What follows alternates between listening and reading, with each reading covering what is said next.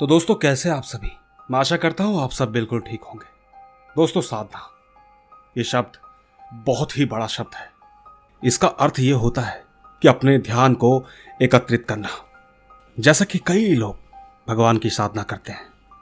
साधना एक वो तरीका है जिसके जरिए इंसान अपने मन को शांत कर पाता है, अपना ध्यान एक जगह लगाकर ये महसूस करता है जैसे वो उस पल को जी रहा हो। लेकिन दोस्तों, कुछ साधनाएं ऐसी भी होती हैं जो इंसान को तार तार कर देती हैं। आज के जमाने में भी कई लोग आगे बढ़ने के चक्कर में कई ऐसी गलत साधनाओं के पीछे पड़ जाते हैं जिसके बाद उनका जीवन संकट में आ जाता है। हालांकि हम किसी साधना को प्रमोट तो नहीं कर सकते, मगर आपको इंटरनेट पर इस तरह की कई साधनाएं मिल जाएंगी। मैं इस कहानी के दौरान कोई भी साधना का नाम नहीं लेना चाहता। हाँ, पर जिसने मुझे ये कहानी भेजी है उसने इस साधना का जिक्र किया है। बाकी दोस्तों, अगर आपको ये कहानी अच्छी लगे तो नीचे कमेंट जरूर कीजिएगा, और साथ ही अगर आप ये चाहते हैं कि मैं आपकी कहानियों को अपनी आवाज दूं तो कहानी सुनने के बाद आप मुझे इंस्टाग्राम पर मैसेज कीजिएगा। मेरी आईडी है महेश आर्या यूट्यूबर। कहानी के बाद मैं आप सबको वहीं मिलूंगा। तो ठीक बिना देरी किए जल्दी से अपने अपने हेडफोन लगाएं और शुरू हो जाए मेरे यानी महेश के साथ।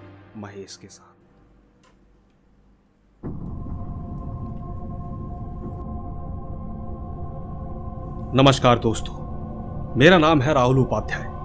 मैं सेकंड ईयर बीटेक का स्टूडेंट हूं, और इस वक्त मैं जिस स्टेट में रहता हूं मैं आपको उसका नाम नहीं बता पाऊंगा। लेकिन हाँ, अभी मैं उत्तराखंड में हूं, और ये मेरी कहानी 10वीं क्लास के बाद की है, जब मैं अपने बोर्ड्स के एग्जाम देकर घर आ गया था। वैसे उन दिनों मैं हॉस्टल में रहता था, तो अभी मेरी छुट्टियां चल रही थी। मन में यह भी था कि अपनी छुट्टियों को एंजॉय किया जाए। उन दिनों मुझे पुरानी किताबें पढ़ने और पुरानी चीजों के बारे में जानने का बहुत बड़ा शौक लग गया था। यूं समझिए कि मैं उन दिनों बहुत सी अजीबोगरीब किताबें पढ़ता था। उनमें से कुछ तो बहुत अच्छी थी, लेकिन कुछ साधनाओं की किताबें थी। बस उन्हीं में से एक किताब थी जिसका नाम तामसिक साधना था। खैर, देखते ही देखते मेरी छुट्टियां भी खत्म हो गई। मैंने 11वीं क्लास में एडमिशन लिया और लग गया अपनी प्रिपरेशन में। वैसे आपको बता दूं कि मेरे 93% नंबर आए थे, तो ठीक जनरल होने की वजह से मुझे कॉलेज में सीएस तो नहीं मिली, लेकिन मुझे एनआईटी उत्तराखंड मिल गया। कॉलेज मिलने के बाद मैं निकल पड़ा अपनी कॉलेज की न्यू लाइफ स्टार्ट करने। मैंने कॉलेज से यही कोई 1 से 1.5 किलोमीटर की दूरी पर एक रूम लिया। वहां का एरिया काफी शांत था, और मुझे शांत माहौल अच्छा लगता है। सही मायने में उस एरिया में बस 9 या 10 घर ही होंगे, पर मैं जिस मकान में रहता था वो एक 2 मंजिला मकान था। मेरा रूम फर्स्ट फ्लोर में सबसे आखिरी वाला था, जिसमें बाथरूम और किचन दोनों अटैच थे। खैर, मैं रूम पर पहुंचते ही अपना सारा सामान अरेंज करने लग गया। धीरे धीरे सब चीजों को अरेंज करते टाइम मुझे अपनी ट्रॉली बैग से एक मोटी सी किताब मिली, जो कि वही तामसिक साधना की थी। वैसे आपको बता दूं कि जब मैंने जी की प्रिपरेशन करना स्टार्ट करी थी, तब से लेकर एग्जाम खत्म होने तक मैंने इन किताबों को पढ़ना ही छोड़ दिया था। सच कहूं तो मुझे नहीं मालूम था कि आखिर ये बुक मेरे बैग में कहां से आई।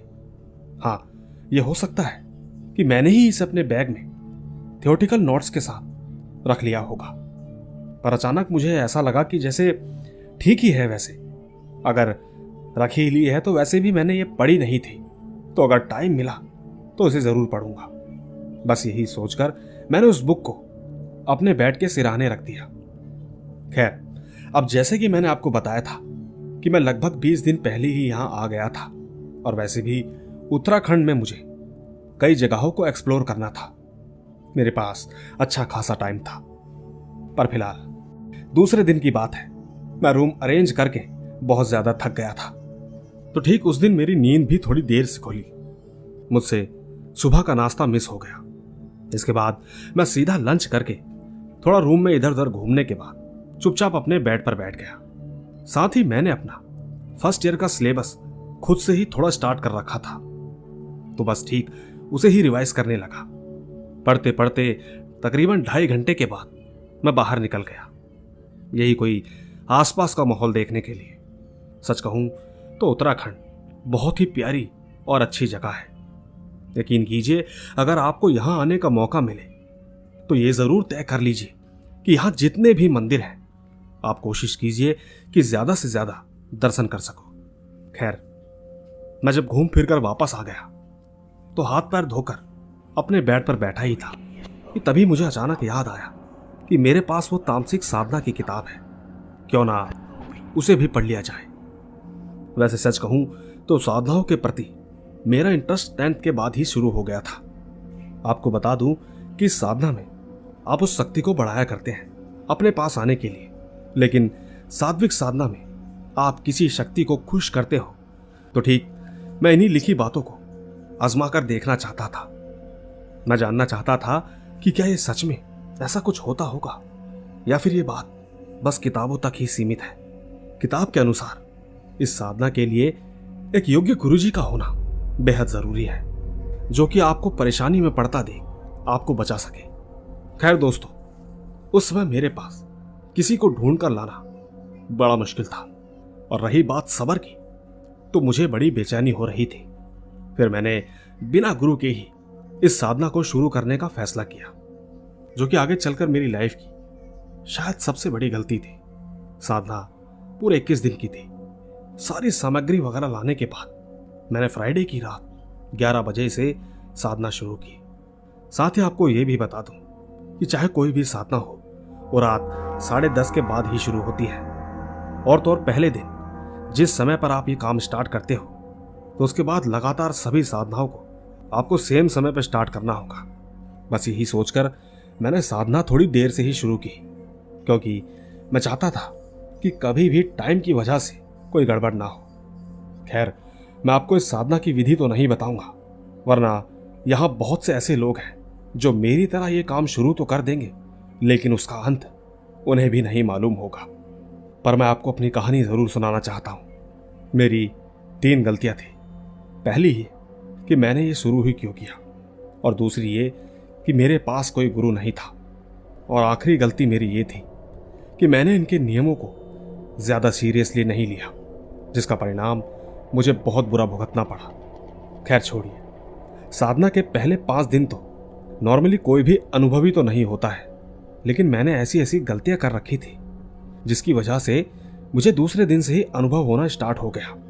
दूसरे दिन जब मैं मंत्र जाप कर रहा था तो उस दिन ठीक मुझे अचानक से ऐसा लगा कि जैसे कोई मक्खी मेरे आसपास घूम रही है। खैर, मैंने उतना ध्यान नहीं दिया, लेकिन वो बार बार मेरे कान के आसपास आती रही।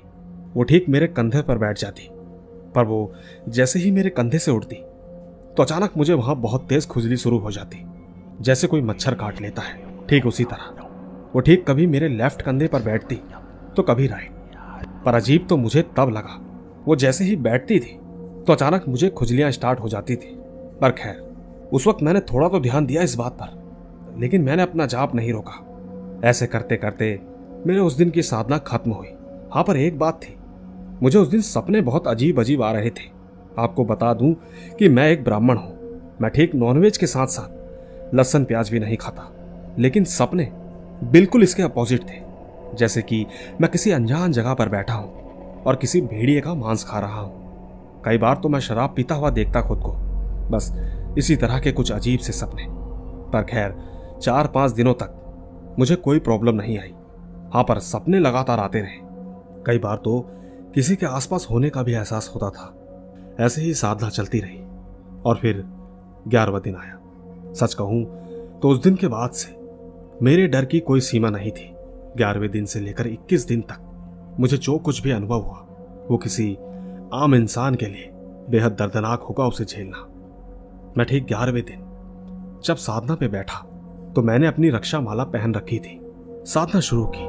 जब साधना आधे समय तक पहुंची तब एक अजीब सी आकृति मुझे सामने दिखाई दी। उस आकृति की लंबाई लगभग 10 फुट की थी। कहते हैं कि जब आप महाशक्तियों का आह्वान करते हो तब परीक्षाएं लेने के लिए उन शक्तियों के दूत आते हैं। वो उस वक्त हर संभव कोशिश करते हैं कि आप साधना के बीच में ही उसे रोक दो। एक तरह से वो आपकी साधना भंग करने आते हैं। वो अपने हिसाब से साम दाम दंड भेद सब कुछ आजमाते हैं। ठीक मेरे साथ भी कुछ ऐसा ही हुआ था। वो भयानक सी आकृति ठीक मेरे सामने आकर बैठ गई। वो मेरे सामने बैठकर उन्हीं मंत्रों का जाप करने लगी। दूसरी तरफ साधना का जाप करते वक्त सिर्फ एक ही अखंड दीपक जलना चाहिए। बस उसी की वजह से मुझे उसका चेहरा ठीक से नहीं दिख पा रहा था। एक बात कहूं तो शायद अच्छा भी था उसका चेहरा ना देख पाना, वरना शायद मैं अपने डर को खुद पर हावी होने से बिल्कुल नहीं रोक पाता। वो बस मुझे देखकर हंस रही थी। ऐसा लग रहा था कि जैसे मेरे मंत्रों का मजाक बन रहा हो। उस वक्त एक अजीब सी दुर्गंध आ रही थी, पर मैंने अपना सारा ध्यान साधना यंत्रा पर लगाया। तो ठीक जैसे ही मेरी साधना खत्म हुई, वो अचानक वहां से एक चीख के साथ चुपचाप चली गई। उस वक्त मेरी हालत एक दलदल में फंसे इंसान जैसी हो गई थी, जो कि ना वहां से निकल पा रहा था और ना ही उसमें समाना चाह रहा था। खैर, मैंने जैसे तैसे अपने आप को संभाला और ठीक उसी जगह पर सो गया। इसके बाद अगला दिन आया और फिर कुछ ऐसा हुआ कि मैं बता नहीं सकता। हालांकि उस दिन साधना के दौरान तो कुछ नहीं हुआ, लेकिन साधना खत्म होने के बाद जो कुछ भी हुआ वो डर किसी को भी जीते जी मार सकता है। क्योंकि जब मैं सोने गया तो उस समय एक महिला पैरों में पायल लिए मेरे बेड के गोल गोल चक्कर लगा रही थी। वो इस तरह खिलखिलाकर हंस रही थी कि जैसे मानो कोई बांसुरी बजा रहा हो। उसके शरीर से केतकी पॉल की खुशबू आ रही थी, जो कि शायद मुझे तो अच्छी लग रही थी, लेकिन वो कहीं ना कहीं दिल दहला देने वाली बात थी। मैंने ये महसूस किया कि वो मेरे बगल में आकर लेट गई। उसके लेटते ही मानो मेरा शरीर खुद पर से ही होश खोने लगा। मैं शायद खुद को रोक नहीं पा रहा था कि तभी उसने मेरी कमर को अपने हाथों से जकड़ा और मेरे कान में धीरे से मुझे उसकी ओर पलटने के लिए कहा, ताकि वो मेरा ब्रह्मचर्य तोड़ सके, जो कि मैंने साधना करने के लिए 21 दिन तक उसका पालन करने का संकल्प लिया था। साथियों, उस समय मुझे घबराहट और खुद पर से खोता हुआ संतुलन एकदम दोनों साथ में महसूस हो रहा था। वो ठीक मेरी गर्दन को सहलाने लगी। वो मेरी बालों की खुशबू को अपनी लंबी लंबी सांसों में समाने लगी। उस बीच मुझे याद आया कि मैंने भैरव रक्षा जाप नहीं किया था, जो कि साधना समाप्त होने के बाद करनी थी। शायद इसी कारण वो मेरे पास आई थी। मैंने लेटे लेटे ही जाप करना शुरू किया। मेरा ऐसा करते ही उसकी खिलखिलाती हुई हंसी एक अजीब सी आवाज में तब्दील हो गई। उसने मेरी पीठ पर अपने नाखूनों से बहुत बुरी तरह खरोचा। मैं दर्द और कराहट से कांपते हुए जाप कर रहा था। जाप खत्म होते ही वो मेरे कान में जोरों से चिल्लाती हुई वहां से चली तो गई, लेकिन अब मैंने गलती कर दी थी, क्योंकि वो मेरे शरीर को स्पर्श कर चुकी थी और तो रक्षा जाप का असर भी बहुत कम हो गया था। आपको बता दूं कि यह घटना 17वें दिन की थी। वो मुझे साधना के अलावा भी कभी कभी दिखाई दे जाती थी। वो लगातार मुझे साधना छोड़ने के लिए कह रही थी। वो कभी मेरे सीने पर चढ़कर बैठ जाती या फिर कभी जोर जोर से हंसते हुए रूम के चारों ओर चक्कर लगाती थी। लेकिन दूसरी तरफ मैंने सोच लिया था कि मैं अब इस साधना को यहीं रोक दूंगा। मैंने ऐसा करने की कोशिश भी की, लेकिन इसके बाद तो वो नाराज हो गई और तो और इसके बाद वो मेरे पीछे पड़ गई। मैं जहां भी जाता वो मेरे पीछे पीछे आ जाती। इसके कुछ दिनों बाद मुझे उस बुक की वो बात याद आई जिसमें लिखा था कि अगर आपसे ये शक्तियां सिद्ध ना हो पाई तो जितने दिन का आपने संकल्प लिया था उसे पूरा जरूर करना। अगर आप ऐसा नहीं करते हो तो शक्तियां इसे अपना अनादर मानती हैं और इसका दंड सिर्फ आपको ही भुगतना पड़ता है। खैर, मेरे 2 दिन की साधना बची थी और मैंने उसे पूरा करने की ठान ली थी। मैं ठीक उस रात भी साधना पर बैठ गया। मैंने ठीक एक लाल क्रोध भैरव रक्षा का घेरा बनाया, जिसके बाद मैंने साधना शुरू की। अब जहां महादेव का घेरा हो वहां कोई शक्ति मेरा क्या ही बिगाड़ लेगी। आप मेरा यकीन मानिए, उस पिशाचनी का गुस्सा उसकी आंखों में मुझे साफ साफ दिख रहा था। पर सच कहूं तो मुझे उससे रत्ती भर भी डर नहीं लगा। मैं 2 दिनों तक कॉलेज नहीं गया और ठीक जब 2 दिन बाद मेरी साधना पूरी हुई तो यकीन कीजिएगा, मुझे ऐसा लगने लगा कि जैसे कोई भारी वजन मेरे सर से उतर गया हो। मैं बहुत हल्का और शांत फील कर रहा था। हालांकि मैं सिद्धि तो नहीं पा सका, लेकिन सीखने को बहुत कुछ मिला। बस जाते जाते आपको इतना ही कहना चाहता हूं कि जिंदगी की सबसे बड़ी सीख यह है कि पहले तो आप इन सब चीजों के चक्कर में ना पड़ो। हालांकि कई लोग ऐसे भी होते हैं जो इंटरनेट से सर्च करके इन चीजों के चक्कर में पड़ जाते हैं। मैं खुद को कोई भगवान तो नहीं कहता, मगर कुछ चीजें ऐसी भी होती हैं, जिंदगी और मौत में कोई फर्क नहीं दिखता।